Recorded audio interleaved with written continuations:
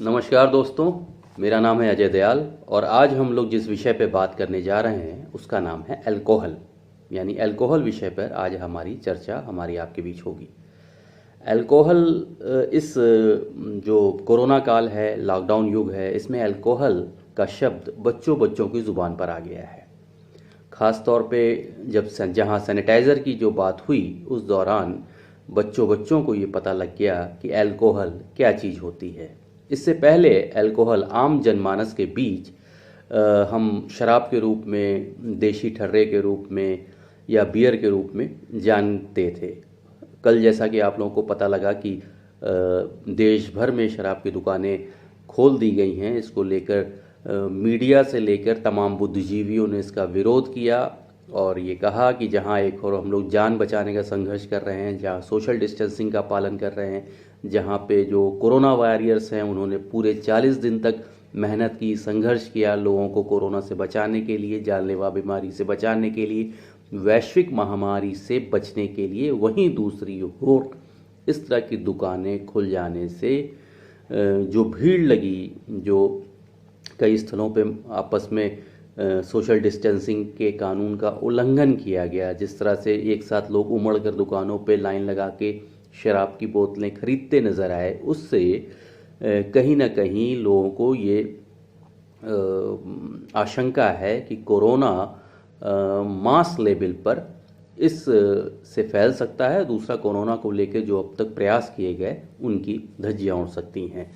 तो इस संबंध में हम लोग चर्चा करने जा रहे हैं कि क्या ये फैसला सही था या फैसला किया गया तो क्यों किया गया, और किया गया तो सुरक्षा किस उद्देश्य से किया गया। उद्देश्य की अगर बात की जाए तो हमारे देश की जो अर्थव्यवस्था है वो निर्भर करती है टैक्सेस पे। जैसे जीएसटी है, GST goods and services taxes हैं, या राजस्व विभिन्न स्रोतों से भी प्राप्त होने वाले राजस्व हैं। अभी आपको जैसा कि मालूम है कि ट्रेन्स चल नहीं रही हैं, परिवहन व्यवस्था, हवाई यातायात ध्वस्त पड़े हैं। इसके अलावा बैंकिंग सेक्टर बहुत ज़्यादा सक्रिय इस वक्त नहीं है। जहाँ तक और भी माध्यमों से, प्राइवेट और निजी माध्यमों से प्राप्त होने वाली आय इस वक्त ध्वस्त है। और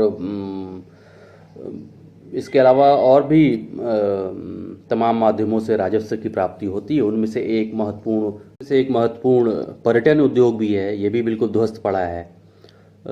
मनोरंजन का उद्योग ध्वस्त पड़ा है। तो ऐसे में सरकार को जो कहीं से एक संकेत मिल रहा है कि वो अपने राजस्व किसी एक पार्ट से, किसी एक जगह से बटोर सकते हैं, तो वो उनको लगा कि आबकारी विभाग जो है, जो ये शराब बेचने वाला विभाग है, इससे एक बड़ी राजस्व उन्हें प्राप्त हो सकती है, जो फौरी तौर पर कुछ राहत दे सकती है, आगे आने वाले समय के लिए कुछ लड़खड़ाते कदमों को थोड़ा संभाल सकती है। मतलब एक आर्थिक दृष्टि से मैं इसकी समीक्षा करके आपको बता रहा हूँ। होता ये है कि तमाम राज्य जो हैं स्टेट, वो निर्भर करते हैं। जैसे कि उन्हें राजस्व के रूप में अगर 100 रुपये मिलता है, कुल राजस्व के रूप में अगर 100 रुपये मिलते हैं, तो इसमें 15 से लेके 30%, यानी 15 रुपये से लेके 30 रुपये तक का राजस्व केवल आबकारी विभाग यानी शराब की बिक्री से आता है राज्य के पास, तमाम राज्यों के पास। किसी किसी राज्य को 15 रुपये मिलते हैं, किसी किसी राज्य को 20 रुपये, तो किसी किसी राज्य को 30 रुपये तक की राजस्व प्राप्त हो जाती है। 30 रुपये तक का मतलब यानी 30%, 20%, 15%। और अगर ओवरऑल हम बात करें, जैसे कि इसमें मेरे पास एक नोटिंग मैंने रखी हुई है अपनी, एक इन्वेस्टिगेशन कर रखा है, एक रिसर्च कर रखा है इसके ऊपर। इसमें उत्तर प्रदेश की अगर क्या, उत्तर प्रदेश एक बहुत बड़ा राज्य है देश का, इसमें 20% तक राजस्व की प्राप्ति शराब की बिक्री से होती है। दूसरा उत्तराखंड है, उत्तराखंड में भी ठीक ऐसा ही है। और अगर पूरे देश की अगर बात करें तो सभी राज्यों को मिलाकर 2.5 लाख करोड़ का राजस्व, 2.5 लाख करोड़ का राजस्व शराब की बिक्री से देश को प्राप्त होता है। जहाँ तक अभी फ़िलहाल अगर मैं आपको तमाम राज्यों की इसका आंकड़ा मैं प्रस्तुत करना चाहता हूँ। अभी हमारे पास ऐसी कोई तकनीक नहीं है कि मैं बोलता रहूं और इधर मेरे स्क्रीन पे आंकड़े चलते रहें, जैसा कि आप इलेक्ट्रॉनिक मीडिया वगैरह में चलते हैं। आगे चल के आप लोगों की ऐसे ही सहयोग मिला और हमारी आपकी बातचीत चलती रही तो अवश्य ही ये तकनीक भी हम लोग डेवलप कर लेंगे।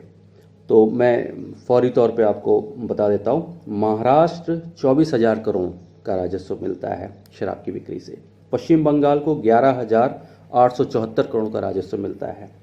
उत्तर प्रदेश को 26,000 करोड़ का राजस्व मिलता है। ये जो आंकड़े हैं ये 2019-2020 के वित्तीय वर्ष के आंकड़े मैं आपको बता रहा हूँ, केवल एक साल का आंकड़ा मैं आपको बता रहा हूँ, वित्तीय वर्ष 2019-2020 का। महाराष्ट्र 24,000 करोड़, पश्चिम बंगाल 11,874 करोड़, उत्तर प्रदेश 26,000 करोड़, तेलंगाना 21,500 करोड़, कर्नाटक 20,948 करोड़, पंजाब 5,500 करोड़, राजस्थान 7,800 करोड़ और दिल्ली 5,500 करोड़ का राजस्व जुटाती है शराब की बिक्री से। तो ये एक आर्थिक स्थिति, आर्थिक दृष्टिकोण से मैं बताने का प्रयास कर रहा हूँ कि शराब को की दुकानें खोलने का निर्णय आखिर मजबूरीवश लिया गया या फिर जो कोरोना काल में विभिन्न सरकारों के पैर लड़खड़ा रहे थे और ये भविष्य देखा जा रहा था कि आगे वाले समय में शायद सरकारी तंत्र को भी तनख्वाह देने के लाले पड़ जाएं, तो उससे कुछ उभरने के लिए ये कोशिश की गई कि शराब की दुकानें तत्काल खोली जाएं। हालांकि जो समाज का बुद्धिजीवी वर्ग है, जो ऐसा वर्ग है जो शराब के खिलाफ है, उसका ये मानना है कि इस तरह ऐसे वक्त पे जबकि हम लोग जान बचाने का संघर्ष कर रहे हैं, शराब की बिक्री नहीं होनी चाहिए। दूसरी ओर WHO की भी गाइडलाइन है, यानी विश्व स्वास्थ्य संगठन भी ये कहता है कि शराब पीने से इम्यूनिटी यानी रोग प्रतिरोधक क्षमता शरीर की कम होती है और शरीर की कमज़ोर प्रतिरोधक क्षमता के बीच कोरोना वायरस का अटैक ज़्यादा संवेदनशील हो सकता है, सेंसिटिव हो सकता है। तो उसके बावजूद अगर शराब की बिक्री सरकार करवा रही है तो ये बिल्कुल सरासर गलत कदम है। और सरकार ने गाइडलाइंस भी जारी की थी कि इसकी जो बिक्री हो उस वक्त सुरक्षा के पूरे उपाय रखे जाएं, सोशल डिस्टेंसिंग का पालन रखा जाए, लेकिन तमाम जगहों पे इसकी धज्जियाँ उड़ती नज़र आईं। तो इसके पीछे ये तर्क दिया जा सकता है, जो लोग दूसरे जो पैरोकार हैं शराब के वो एक तर्क देते हैं कि ये तो लॉ एंड ऑर्डर का विषय है। अगर लॉकडाउन का लोग पालन करवा सकती सुरक्षा तंत्र और कर्फ्यू का पालन करा सकता है सुरक्षा तंत्र, ट्रैफिक नियमों का पालन करा सकता है सुरक्षा तंत्र, तो फिर शराब की बिक्री को लेकर सख्ती क्यों नहीं बरती गई, वेल प्लान तरीके से क्यों नहीं किया गया।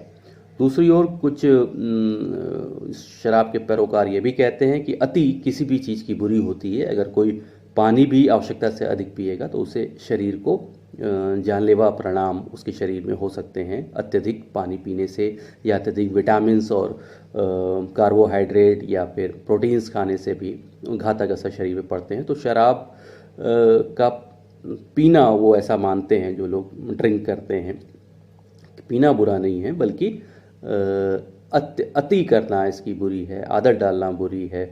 तो इस तरह के अपने अपने पक्ष हैं। दूसरी ओर जो लोग विरोध कर रहे हैं वो ये कह रहे हैं कि इससे एक जो सामाजिक जिस तरह की दूरियां बना के रखने का हम लोग को आदेश दिया गया है वो ध्वस्त हो गई, हमारी मेहनत फेल हो गई।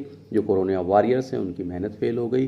कम्युनिटी स्प्रेडिंग का ये वक्त था और ऐसे वक्त में शराब की दुकानों को नहीं खोलना चाहिए। तर्क देने वाले ये भी तर्क देते हैं कि जहाँ तक कोरोना के संकट काल में लोग अपने अपने बड़े बड़े उद्योगपति दान कर रहे हैं, राशि दान कर रहे हैं, वहीं अगर जो शराब के शौकीन हैं वो राजस्व देकर अगर राजस्व में बढ़ोतरी करके अपना योगदान दे दें तो इसमें क्या बुरा है। तो इसी को शायद ध्यान में रखते हुए दिल्ली सरकार ने लगभग 770% की बढ़ोतरी हर प्रति बोतल में की है। ये 70% कोरोना हेल्प के रूप में मांगी गई है और इस तरह से अगर इस पर चर्चा की जाए तो 1,000 रुपये की जो बोतल होगी वो 1,700 रुपये में आम इंसान को पड़ेगी। यानी ये 700 रुपये कोरोना हेल्प के रूप में राजस्व को जाएंगे या मदद के लिए फंड जनरेट करेंगे। तो एक बड़ा माध्यम भी दिल्ली सरकार ने इसे बना लिया। हो सकता है कि आगे आने वाले समय में ये देश भर में भी ऐसा करना पड़े और ये संकट काल के वक्त ही ऐसा किया जाने का निर्णय लिया जा सके कि कुछ प्रतिशत लगा दिया जाए, जैसे कि 70% तक लगाया गया दिल्ली में, वैसे ही यहाँ भी ऐसा कुछ देश के तमाम राज्यों में ऐसा करने का प्रयास किया जाए। और ये भी इस वायदे के साथ शायद किया जाए संभवतः कि आगे चल के जब स्थितियाँ सामान्य होंगी तो फिर ये पैसे को, जो जनता के पैसे को, इसको एडजस्ट किया जाएगा। किया जाता है कि नहीं किया जाता ये तो भविष्य बताएगा, लेकिन फ़िलहाल इस तरह की बातें सामने निकल के आ रही हैं। शराब को लेकर दोनों पहलुओं पर मैंने चर्चा की कि इसको जारी करना क्यों जरूरी हो गया, बिक्री क्यों आवश्यक हुई, और दूसरी ओर जो इसका विरोध करने वाले हैं वो उसका क्या तर्क है, या पक्ष में जो है इनके पैरोकार हैं उनका क्या तर्क है। इसी तरह के अन्य पहलुओं को लेके भी कोरोना काल में हमारी बातचीत आपकी जारी रहेगी। और इस कार्यक्रम को मैं आगे से नाम देना चाहता हूँ दयाल का दखल, और दयाल के दखल नाम से कार्यक्रम हम लोग आगे बढ़ाएंगे आगे, और एक एक विषय लेकर उस पर विस्तार से बातचीत करते रहेंगे। तब तक आप हमारे चैनल को सब्सक्राइब कर लें। अगला एक विशेष टॉपिक के साथ मैं फिर आपके सामने हाजिर होऊंगा। तब तक के लिए जय हिंद, नमस्कार। Be safe, stay home. Thank you very much.